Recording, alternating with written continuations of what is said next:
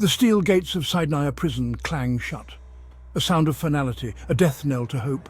For those who enter, it becomes a living tomb, a place where the Syrian government sends its disappeared. No light, no law, only the iron fist of silence and suffering. Within those walls, time loses meaning. Days and nights bleed into an endless cycle of brutality. The air hangs heavy, thick with the stench of fear and despair. Every corner whispers tales of unimaginable cruelty. A symphony of groans and whimpers becomes the prison's haunting melody. The guards, draped in shadows and indifference, rule with absolute power. Their faces, etched with a chilling detachment, reflect the inhumanity they inflict. Each day becomes a struggle for survival, a desperate fight against the crushing weight of despair. The world outside fades into a distant memory, a cruel illusion. Families grieve, their tears unseen, their pleas for answers swallowed by the deafening silence of the regime. Sadadya becomes a black hole, consuming all light and hope, leaving behind only a chilling void. The cries of the lost echo through the void, a haunting reminder of the lives consumed. In the darkness, a flicker of resistance remains, a testament to the human spirit's unyielding will to survive. Sadadya was not built for rehabilitation. It was designed to crush the human spirit, to break bodies and minds. Every inch of the prison serves this sinister purpose. From the cramped, overcrowded cells to the torture chambers that echo with the screams of the damned. The cells, barely large enough to stand in, become suffocating cages, dozens of prisoners crammed together, deprived of sunlight, fresh air, and even the basic dignity of a toilet. Disease festers in the darkness, a constant companion to their suffering, but the true horror unfolds in the depths of the prison. In the interrogation rooms and torture chambers, here the guards unleash their full repertoire of cruelty, beatings with rods and cables, electric shocks that jolt through frail bodies, suspending prisoners by their wrists for hours, days, even weeks. The methods are as varied as they are barbaric, each designed to inflict maximum pain, to extract false confessions, to punish any hint of dissent. The guards, desensitized to the suffering they inflict, carry out their grim work with chilling efficiency. Solitary confinement, another tool of torment, isolating prisoners, driving them to the brink of madness. The psychological toll is immense, breaking the spirit, shattering the soul, the architecture of agony meticulously designed to destroy, a place where hope is extinguished and freedom is a distant dream.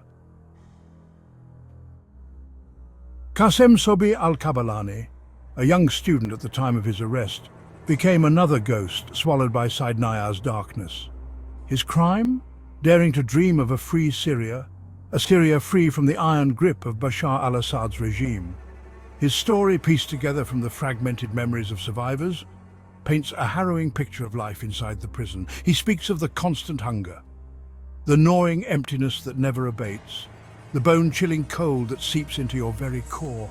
He describes the beatings, the screams that echoed through the corridors, the ever-present fear that clung to him like a shroud. The way the guards would single out prisoners at random for punishment sessions, their laughter echoing through the halls as they carried out their brutal acts. Qasem's story, though unique in its details, is tragically common in its essence. A testament to the systematic brutality that defines Sadadya. A stark reminder of the countless souls lost within its walls. Qasem would carve his name into the cell wall, a desperate attempt to leave a mark, to be remembered. In the darkness, whispers of hope and resistance would circulate among the prisoners. Even in the bleakest moments, a small ray of hope would sometimes break through the darkness. Qasem's dreams of freedom never truly died, even as he faced the harshest realities. Today, Qasem stands as a survivor, his spirit unbroken, a testament to the resilience of the human spirit.